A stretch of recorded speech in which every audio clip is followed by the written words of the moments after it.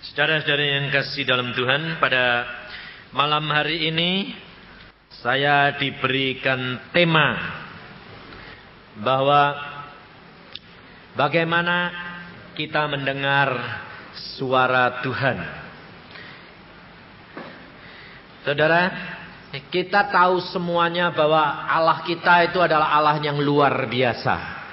Allah kita tidak pernah berubah. Allah kita tetap sama dulu, sekarang, dan akan datang. Saudara yakin? Kalau Allah dahulu pada waktu dia menciptakan Adam dan Hawa, Allah berfirman, langsung berbicara.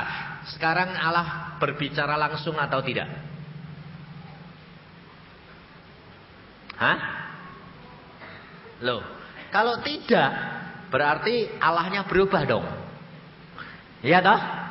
Nah, tetapi kenyataan saudara, sampai sekarang ini berapa orang yang baru bisa bercakap-cakap dan mendengar? Yang lain enggak toh? Loh, ini fakta, betul enggak? Mengapa? Allahnya yang berubah atau manusianya? Hah? Manusianya. Sebab saudara enggak berani mengatakan Allah berubah, berani? Tidak berani, pasti tidak berani. Maka dari itu saudara, kita perhatikan, mengapa manusia ini berubah? Karena jatuh dalam dosa. Tetapi Yesus kembali untuk mengembalikan manusia kepada status yang mula-mula. Nah, ini masalahnya, saudara bisa kembali apa enggak? Tergantung kamu. Jadi kalau saya dikasih judul, bagaimana mendengar suara Allah? Lah bagaimana? Wong itu tergantung kamu. Lah kalau kamunya enggak mau, ya enggak bisa. Betul enggak? Karena apa? Karena enggak mau hidup. Maunya apa? Enak tidur. Orang tidur bisa diajak ngomong enggak? Hah? Tuh. Orang tidur bisa diajak ngomong enggak? Nanti kalau pulang, lalu tengah malam bangun, jam 1 sudah pada tidur enggak? Sudah tidur, suami bangun, istrinya tidur, ngomongin. Bisa enggak? Bisa diajak ngomong, cuma enggak nyaut.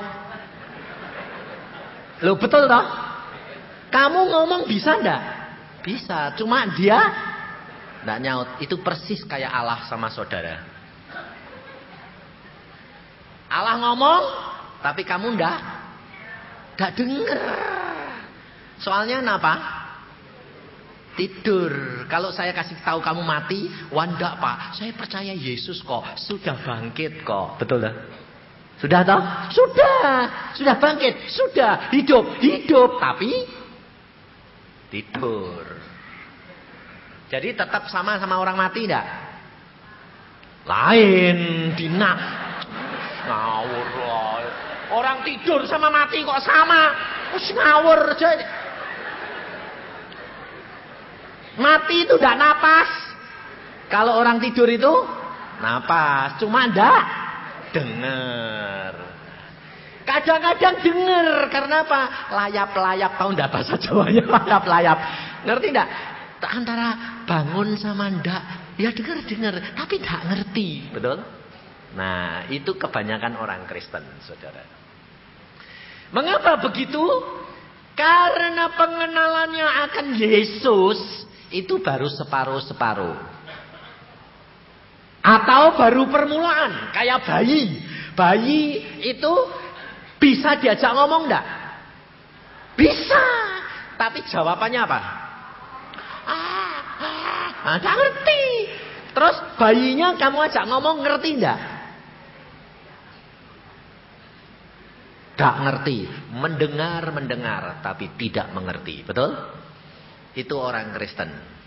Permulaan. Loh. Jadi kehidupan kekristenan saudara ini harus meningkat. Enggak langsung jadi Kristen. Katanya ciptaan baru. Jadi terus dengar kok enak. Kita harus belajar dari firman Tuhan. Allah kita itu adalah Allah yang luar biasa dan tidak pernah berubah. Tetapi kalau saudara mendengar, bagaimana cara mendengar suara Tuhan? Yang masuk dalam otak saudara apa? Pasti pendapatmu audible secara menurut telinga. Kepinginnya itu dah. Betul enggak? Salah. Memang Allah dapat berbicara secara audible, secara telinga. Tetapi tidak selalu Allah bicara melalui telinga. Karena apa? Karena Allah kita mau mendidik saudara dan saya hidup di mana? Di surga. Ini hidup di dunia ini kan cuma transit. Cuma sementara. Betul loh? Transit. Loh, tapi orang transit itu loh dimanfaatin luar biasa. Kenapa? Lebih senang transit daripada kekal di surga. Contohnya kayak bapak tadi. Loh, ya dah. Wong tahu kalau sebentar saja loh. Loh, wong tahu kalau transit loh ya dah. Kok ya nekatnya luar biasa. Ya dah. Kenapa? Karena dia tahu di surga ndak ada cewek. Jadi dinikmati di dalam dunia. Untung belum game. Kalau sudah game cari cewek ndak ada. Tuhan masih sayang itu Pak. Masih lumayan itu. Kenapa? Sekarang saya tanya. Pada waktu pertama kali dia kehilangan 3 juta US. Itu sebetulnya Tuhan ngomong enggak? Hah? Ngomong. Tapi dia enggak tahu. Lalu setelah dia bertobat, Tuhan ngomong lagi enggak? Iya, melalui apa? Pita suaranya berhenti. Loh, ngomong, tapi dia enggak ngerti. Lah, saudara tahu? Yang penting itu Tuhan ngomong atau yang penting kamu ngerti? Yang penting itu kamu ngerti apa kehendak dia, apa isi hati dia, itu yang penting. Sebab saudara tahu, kalau Allah bicara kepada kita, belum tentu engkau nurut. Contohnya bapak tadi, dia merokok. Dia sebetulnya itu bukan karena rokok Pak, karena bohong. Kalau merokok tok itu memang merusak bait Allah. Saudara tidak diperbolehkan karena harus pelihara bait Allah. Tapi dosa yang paling berat itu bukan rokoknya, bohongnya itu loh. Karena bohong itu kan ngomong toh, rapat mama. Tapi Tuhan bilang kunci ini apa gepeng kamu. Nah, itu salahnya di situ. Jadi Tuhan itu kalau ngomong sama bapak ini, berhenti main gila, kira-kira nurut enggak? Saya jamin enggak bakal nurut. Karena bilangnya apa? Ya dek Tuhan, dek setan. Paling-paling gitu. Tapi kalau Tuhan bicara, Tuhan tahu aku ini bicara sama anakku ini bagaimana caranya supaya dia itu dengar dan nurut. Kunci ceklek. Nah, lalu tidak bisa ngomong, baru dia dikasih tahu dokter 3 bulan. Mikir 3 bulan aku kemana ini? Aku kemana ini? Aku kemana? Baru bertobat. Saudara tahu Allah kita itu luar biasa. Memang Allah dapat berbicara dengan cara macam-macam. Yang pertama, Allah berbicara kepada kita dari permulaan manusia diciptakan audible, telinga, bicara muka dengan muka. Kita lihat di dalam Kejadian pasal yang pertama. Di dalam Kejadian pasal yang pertama, ayat yang ke-28. Allah memberkati mereka, lalu Allah berfirman kepada mereka. Perhatikan, Allah berfirman, beranak cuculah dan bertambah banyak. Penuhilah bumi dan taklukkanlah itu. Berkuasalah atas ikan-ikan di laut dan burung-burung di udara dan atas segala binatang yang merayap di bumi. Perhatiin saudara. Allah menciptakan Adam dan Hawa pertama kali. Setelah itu Allah berkata, Allah berfirman, Allah bercakap-cakap muka dengan muka. Dan pada waktu Adam dan Hawa sudah jatuh dalam dosa sekalipun, coba kita lihat di dalam Kejadian pasal yang ketiga. Ayat 9. Tetapi Tuhan Allah memanggil manusia itu dan berfirman kepadanya, di manakah engkau? Bercakap-cakap muka dengan muka. Manusia yang pertama Allah menciptakan adalah bergaul erat dengan Allahnya. Kalau saudara dan saya sudah menjadi satu ciptaan yang baru, kalau saudara dan saya mengenal akan Allahmu, engkau akan diproses dan dikembalikan ke dalam satu situasi kondisi yang sama seperti Adam dan Hawa. Saudara perhatikan, Henokh dia bergaul erat dengan Allah. Hilang enggak?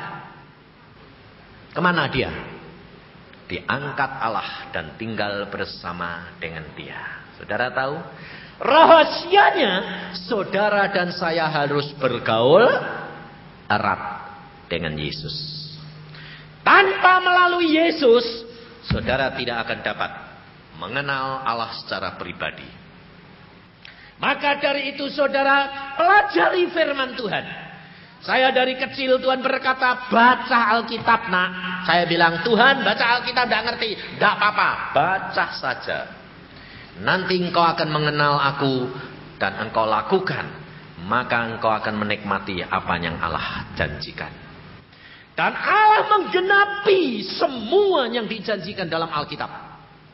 Dan dia bicara. Kalau saya baca di dalam kitab Kejadian, saya berkata, Tuhan, engkau selalu berkata, aku berfirman. Ini dengar atau cuma perasaan? Saya bilang, Tuhan berkata, dengar. Oh, kalau gitu aku mengalami dong. Tuhan berkata, oke, bayar. Bayar apa? Nurut firman, baca firman, lakukan. Sampai pada waktunya, aku bicara. Bicara sungguhan. Audible, ngomong. Sampai saya bilang, ngomong ya, memang ngomong luar biasa Allahku. Tapi kalau saya cerita sama orang, Tuhan ngomong, sinting. Saya pertama kali ngomong sama ayah saya ahli Alkitab. Dulu dia majelis GKI, dia khotbah. Saya bilang, Papa, Tuhan bicara. Papa bilang, bagaimana bicaranya? Ngomong gini loh. Bahasa apa? Bahasa Indonesia. Kadang-kadang bahasa Jawa kok. Saya bilang, hah? Ngomongin bahasa Jawa? Iya. Wong saya kalau ngomong doa ya sama Tuhan ya bahasa Jawa. Wong saya kalau baca Alkitab bilang, ini gak ngerti Tuhan. Gini. Masa? Yo gak ngono loh. Kenapa kamu gak percaya? Loh, bahasa Jawa lagi. Sama, saudara tahu. Karena Tuhan itu menguasai isi dunia ini. Dan pada waktu ayah saya kasih tahu, Tuhan bicara. Dia bilang, tidak mungkin. Alkitab ngomong, itu zaman dulu. Lah, saya bilang, Yesus tidak pernah berubah. Dulu, sekarang, dan akan datang. Ya, tapi mana sampai sekarang tidak ada. Karena tidak menjadi pelaku firman. Lalu saya katakan, Papa, Tuhan ngomong. Ngomong apa? Papa pelit. Lalu Papa bilang, kalau aku tidak pelit, mana bisa kaya? Tuhan berkata, beri perpuluhan. Itu zaman kuno. Kalau engkau Papa tidak memberi perpuluhan, Tuhan bicara sama saya. Kau akan diajar Tuhan, dibikin habis. Itu mana bisa. Dalam waktu 3 bulan Tuhan berkata, aku bikin habis. Ludes. Baru dia bilang, kok ludes sungguhan ya. Nah, saudara tahu? Maka dari kecil saya diajar Tuhan untuk terbuka. Kenapa? Setiap Apa yang Allah katakan mesti jadi. Karena itu firman-Nya ya dan amin. Maka dari itu saudara, kalau engkau mau bergaul karib dengan dia, dengan melalui firman yang engkau baca, engkau kenali, engkau akan mendapatkan kegenapan daripada setiap janjinya Allah. Dan dia berjanji, dia akan bicara kepadamu, dia akan menemui engkau, dan itu digenapinya. Karena saya berani bersaksi, karena saya ngalami. Dari kecil Tuhan sudah banyak bicara. Terutama saya mendidik adik-adik saya. Pada waktu saya berdoa, adik saya nangis karena dia takut tidak lulus. Saya berdoa, Tuhan, kasihani dong adikku Tuhan, supaya dia mengenal Engkau secara pribadi. Bagaimana caranya? Ngomong. Kasih tahu, adikmu suruh baca Alkitab, sebab dia lulus. Hah? Lulus Tuhan, lulus. Karena dia sekarang ketakutan, suruh baca Alkitab, kasih tahu, baca Alkitab, nanti kamu lulus. Saya cuma nurut, baca Alkitab, sembahyang, nanti kamu lulus. Pasti? Pasti. Kalau enggak, jangan percaya. Allahmu Allah yang luar biasa, sebab Allah bicara sama saya. Lalu dia bilang, ya baca, enggak nangis, baca. Karena apa? Nebus, takut enggak lulus. Setelah pengumuman lulus, kok betul ya? Makanya belajar firman Tuhan, Allah bercakap-cakap. Saudara tahu, malah saya yang ngajari adik saya. Sekarang saya malah kalah sama dia. Kenapa? Adik saya yang di Cirebon seorang notaris. Dia hidupnya kudus. Dan dia kalau sembahyang Tuhan bicara audible setiap saat. Saya sewaktu-waktu, tidak setiap saat. Kenapa? Ngomongnya di hati. Kenapa? Karena telinga saya kotor. Sebabnya apa? Saya tanya, Tuhan, kok dia lebih peka? Kok mau ngomong sama dia dalam melalui telinga? Tuhan nunjukin apa saya? Saya dikasih punya kuda, dia ya punya kuda. Kuda saya bisa terbang. Tapi warnanya abu-abu. Agak hitam. Kudanya dia putih mulus. Saya bilang, Tuhan, kenapa kok enggak mau kasih putih? Pikiranmu kotor. Oh, karena apa? Masih mikir cewek. Sama. Jadi jangan kira kalau orang itu sudah kenal Tuhan lalu bisa bersih, belum tentu. Makanya itu saudara, hamba Tuhan juga biasa. Jangan dikira kayak malaikat. Sama. Makanya perempuan-perempuan jangan jadi jerat. Sebab kamu bisa menjadi jerat. Kenapa? Lah kamu pasang segala-gala, roknya ditarik-tarik.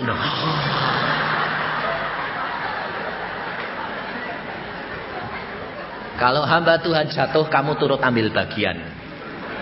Makanya ada hamba Tuhan bilang sama saya begini. Saya bilang, kenapa kamu mulai main mata? Saya mau seret wanita-wanita itu masuk neraka. Kenapa? Habis dia jangan marah-marahin saya, menceng-menceng, dia bilang gitu. Hati-hati kamu ya. Maka dari itu saudara, kita harus kenali Allah kita secara pribadi. Allah tetap berbicara, tetapi perhatikan, kalau Allah berbicara secara audible, tidak semua orang dapat mengerti. Dan contoh di dalam Alkitab banyak. Pada waktu Allah memimpin bangsa Israel, Allah turun di atas bukit. Di dalam Keluaran, Allah berbicara langsung kepada bangsa Israel. Di dalam Keluaran pasal 20 dia berkata,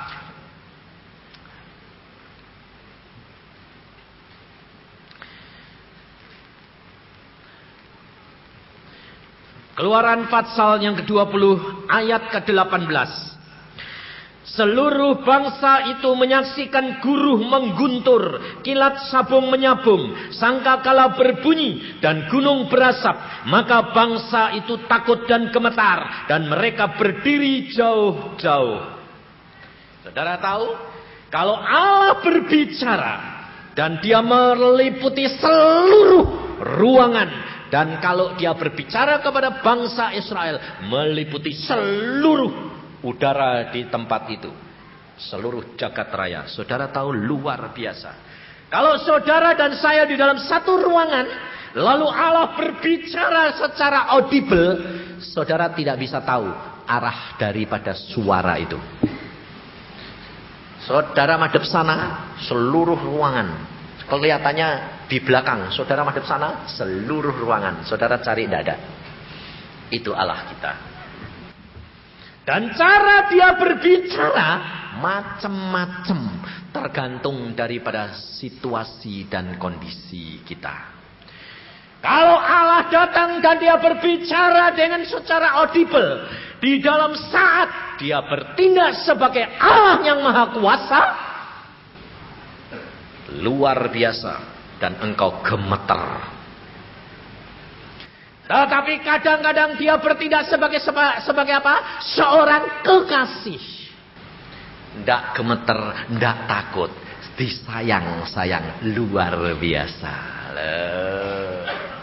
Tapi kalau dia berbicara negur Anda, hati-hati, kamu bakal ketakutan karena suaranya seperti menggema dan wibawanya luar biasa. Kamu seperti orang yang mau dihakimi.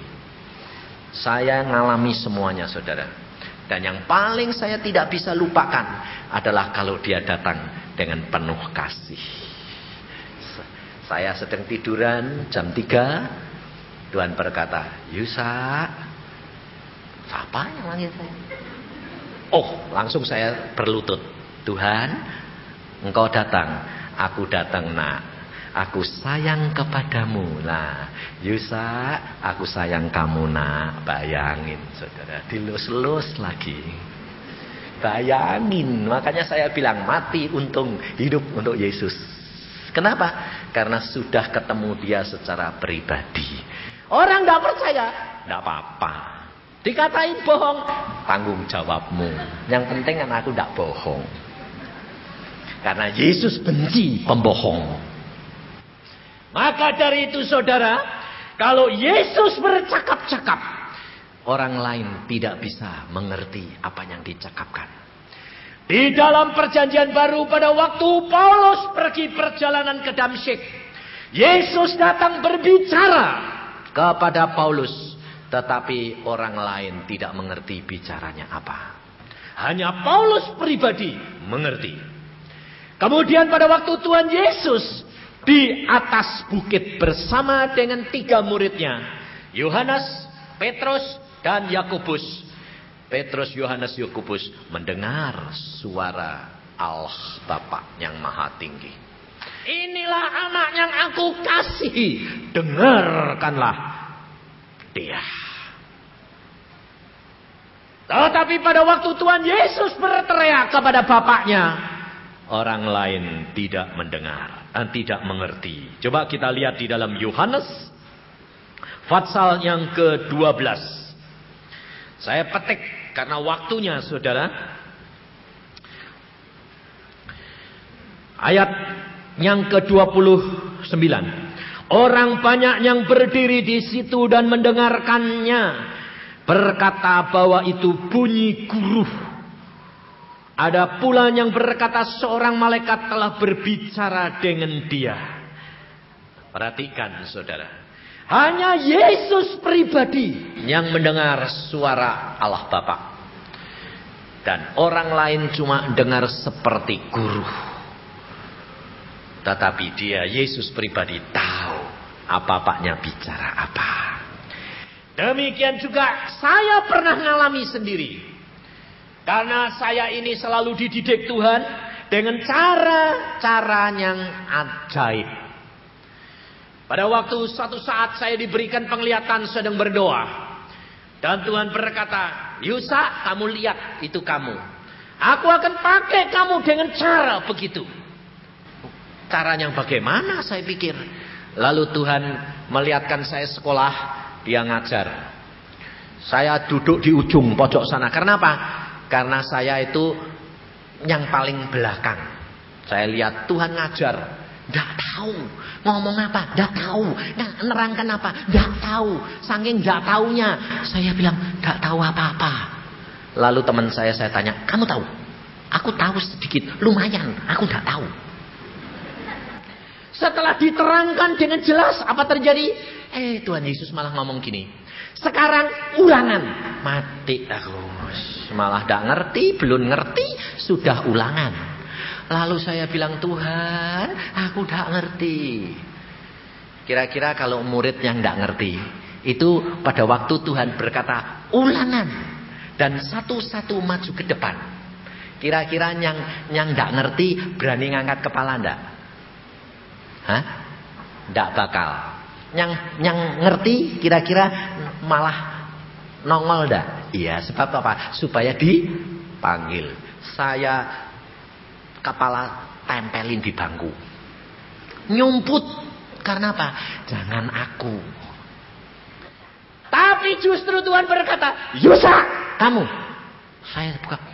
Ada Yusa yang lain enggak? Enggak ada. Lalu Tuhan bilang, enggak usah tengok kanan kiri, kamu maju. Mateng saya. Aduh. Saya maju ke depan, Tuhan bilang, ambil kapur, tulis. Saya bilang pelan-pelan, enggak ngerti. Tulis. Yang ditulis apa? Lalu Tuhan berkata, soalnya bikin dulu. Saya bikin soalnya. Sekarang uraikan, jabarkan. Lah tak bikin apa wong gak ngerti. Wong nulis soal aja nyontoh kok, apalagi. Nah, tapi saudara tahu, Tuhan di situ itu di samping cuma mesem-mesem. Bikin. Murid semua lihat, saya ya lihat teman-teman saya. Bikin. Tapi saudara tahu, di samping itu dia mengirim suara halus melalui Roh Kudus. Bicara di telinga saya, tulis 1A, B, C, tulis huruf demi huruf dikatakan. Lah saya kan tinggal nulis toh. Sampai soal itu selesai, Tuhan manggut-manggut. Pinter, betul, lulus. Lah saya yang bingung toh. Lalu teman-teman, wong kamu bisa gitu kok. Nggak bisa. Lu lah kamu bikin, bukan aku. Tuhan nggak ngomong kok, cuma mesem-mesem. Ya kamu nggak denger, aku denger. Saudara tahu? Dia membuktikan Allah kita adalah Allah yang luar biasa dan maha kuasa. Maka dari itu orang-orang berkata kepada saya apa? Sombong. Tahu bilang tidak tahu. Saya bilang saya tidak sombong, saya tidak bohong. Saya memang tidak tahu. Kenapa? Karena Tuhan sih ngomong, saya tahu. Kalau Tuhan tidak ngomong, ya tidak tahu. Maka dari itu saudara, kalau engkau tidak ngalami secara pribadi, cara bagaimana dia berkuasa, cara bagaimana dia berbicara, engkau tidak akan percaya bahwa Allahmu adalah Allah yang berbicara dan luar biasa. Dia tidak pernah berubah dulu, sekarang, dan selamanya. Tetapi dia mau bicara kepada saudara dan saya kalau dia punya rencana dan punya kehendak dan punya keinginan untuk bicara dengan saudara. Engkau harus tahu, kamu tidak bisa mengatakan bagaimana aku harus supaya bisa mendengar. Akrab dengan dia, kenali dia, seperti kamu sama presiden. Kepengin ngomong sama presiden, kepengin dengar suara presiden, nulis surat dong. Kalau presidennya jawab, oke, kamu datang, boleh bercakap-cakap sama saya, baru saudara dan saya bisa. Kalau presidennya tidak jawab, kamu bisa apa? Mau datang ke istana, dusir. Apalagi Allah kita yang maha kuasa. Yang penting bagian saudara lakukan, maka bagian Allah akan dilakukan. Allah tidak mungkin bohong. Dia pasti menggenapkan janjinya. Kalau dia berkata, aku akan berfirman, aku akan menyatakan diriku kepadamu, dia akan genapi. Tapi saudara kerap kali, mana? Aku sudah ngikuti kok, belum ada.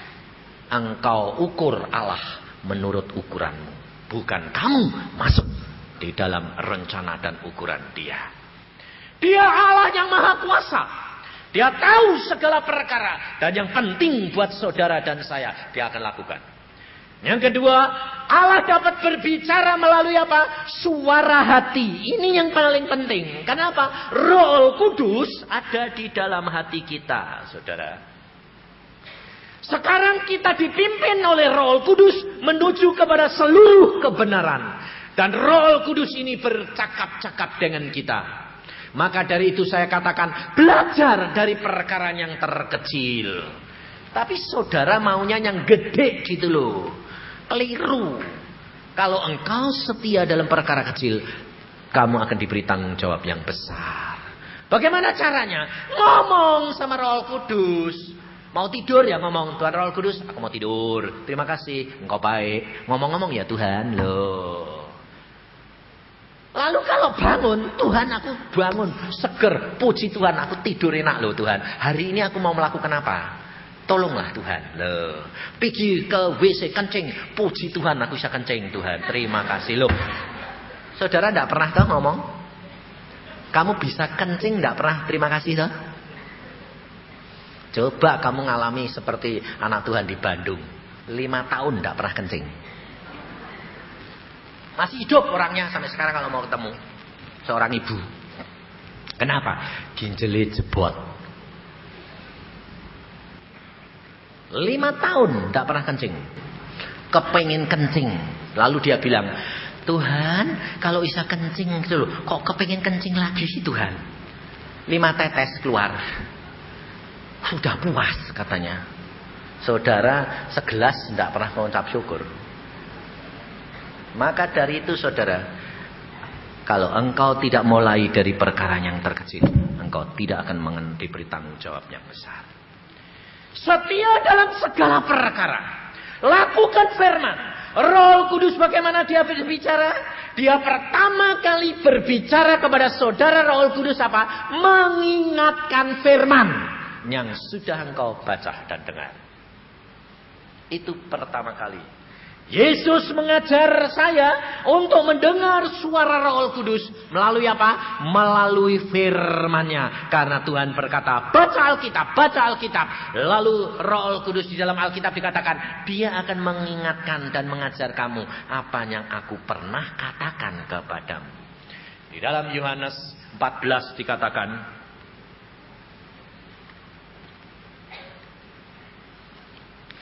Yohanes pasal yang ke-14 ayat 26. Tetapi penghibur yaitu Roh Kudus yang akan diutus oleh Bapa dalam namaku, dialah yang akan mengajarkan segala sesuatu kepadamu dan akan mengingatkan kamu akan semua yang telah kukatakan kepadamu. Ini lakukan dulu. Maka nanti di dalam satu saat saudara di dalam bahaya apapun, Roh Kudus berkata, jangan takut. Aku beserta kepadamu sampai kesudahan alam. Firman Tuhan muncul. Tetapi konsekuensinya, kalau Allah sudah berfirman, engkau harus lakukan. Kalau tidak, tanggung akibatnya. Maka dari itu saudara, kerap kali saya tanya sama Tuhan, Tuhan, kenapa sih kok engkau tidak ngomong? Tuhan berkata, kalau aku ngomong, aku tahu mereka tidak sanggup melakukan firmanku. Dosanya 2 kali lipat. Nah, kenapa engkau sama aku kok ngomong? Aku tahu engkau berani membayar harganya. Oh gitu ya. Maka dari itu saudara, kerap kali Tuhan itu tidak bicara karena supaya saudara itu tidak dihukum 2 kali lipat. Tapi Allah memberikan peristiwa-peristiwa terjadi dan saudara akan tahu. Itu teguran Allah, itu bicaranya Allah kepada saudara supaya saudara nurut seperti Bapak itu tadi. Maka dari itu kita tahu bahwa Allah yang mengatur segala hidup kita dan kita ini yang penting apa? Masuk di dalam perencanaan Dia. Kalau saudara mau dengar apa yang Dia bicara, masuk di dalam rencananya Allah. Pasti Allah bicara kepada saudara dan saya. Yusuf pada waktu Allah punya rencana dia akan jadi raja, dia diberi mimpi. Allah bicara melalui mimpi. Dan di dalam mimpi Allah berkata, kamu bakal jadi raja. Tapi Masuk dalam perencanaanku. Jadi budak belian lebih dahulu. Jadi orang tawanan lebih dahulu. Masuk penjara dulu. Baru kamu jadi raja. Kalau Yusuf tidak mau, tidak jadi. Saudara tahu? Ini rencana Allah. Maka dari itu saudara, Allah itu bekerja sama mendatangkan kebaikan bagi orang yang mengasihi dia. Yang terpanggil sesuai dengan rencananya Allah. Tugas saudara dan saya masuk di dalam perencanaan Allah. Lakukan bagian saudara. Allah mesti menggenapi bagiannya. Saya jamin. Maka banyak orang berkata, Pak, kalau saya ikut Yesus sungguh-sungguh, Allah ngomong. Ngomong. Kalau tidak ngomong, jangan jadi orang Kristen. Rugi. Saya kalau ngomong belak-belakan, saudara. Tapi yang ngomong orang lain bilang, loh kok sampai sekarang nggak ngomong? Tidak setia kamu. Iya, kadang-kadang Pak. Lah iya, sudah. Allah ya tidak mau kadang-kadang. Tapi kalau yang setia, tiap pagi bangun pagi menyembah, Allah bicara pasti-pasti.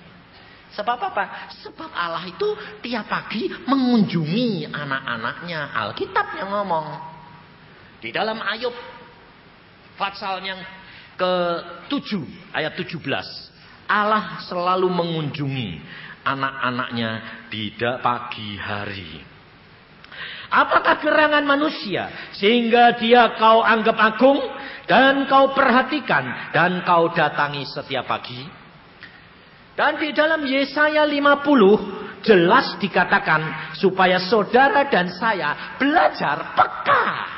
Di sana dikatakan di dalam Yesaya 50 ayat 4. Tuhan Allah telah memberikan kepadaku lidah seorang murid supaya dengan perkataan aku dapat memberi semangat baru kepada orang yang letih lesu. Setiap pagi ia mempertajam pendengaranku untuk mendengar seperti seorang murid.